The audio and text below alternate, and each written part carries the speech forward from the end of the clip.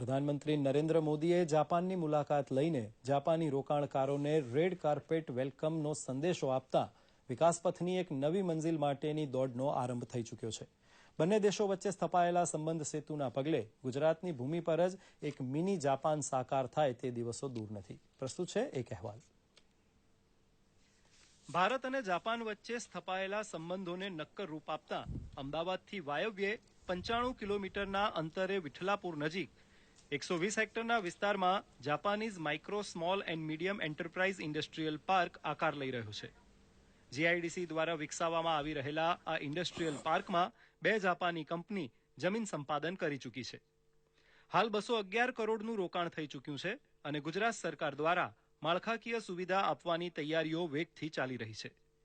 MA extrusion India, Roki Minda company, Toyota forms India અને TS tech company જેવી 4 જાપાની કંપનીઓ આગામી વર્ષોમાં કાર્યરત થઈ જશે. લગભગ 50 જેટલા ઇન્ડસ્ટ્રીઝ આ જાપાનીઝ પાર્કમાં આવશે. ટાંકી બનાવીએ છીએ, અંડરગ્રાઉન્ડ સમ્પ બનાવીએ છીએ અને પાણીની વ્યવસ્થા કરીએ છીએ.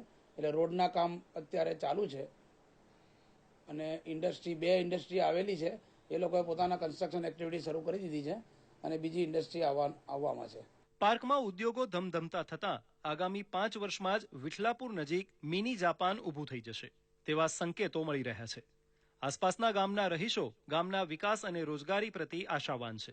અમારે અહીંના સ્થાનિક લોકો દૂર દૂર મિલોમાં, ફેક્ટરીમાં કામમાં જવું પડતું હતું. દાખલા તરીકે ઘણા લોકો વિરંગામથી અપડાઉન કરતા હતા, ઘણા લોકો કડી, સતરાલ આ બધા મજૂરી માટે એ લોકો જતા હતા. તો એ લોકોને અત્યારથી જ ફાયદો થઈ ગયો કે અત્યારથી જ અહીં મજૂરી એમને મળી જવા માંડી. અને અમારી સ્કૂલની અંદર અમે લોકોએ એમનું સન્માન કર્યું હતું અને એ લોકોએ સ્કૂલની અંદર ગણવેશ, બાળકોને કીટ વગેરે બધું આપ્યું હતું અને ગામની અંદર પણ સોલર લાઇટો મૂકવાની બધી વાત થઈ હતી. ભારત જાપાન સંબંધો બુલેટ ટ્રેનની ગતિએ આગળ વધીને વિકાસના કેવા નવા કીર્તિમાન સ્થાપિત કરશે તેના પર દેશની નજર ટકેલી છે. જાપાનીઝ કંપનીઓ કાર્યરત હજુ થોડો સમય લાગશે, પરંતુ તેના મીઠા ફર હાલ તો વિઠલાપુર તેમજ આસપાસના ગ્રામજનોને મળવાના શરૂ થઈ ગયા છે. કૃષ્ણા શાહ સાથે જતીન ભટ્ટ, દૂરદર્શન, અમદાવાદ.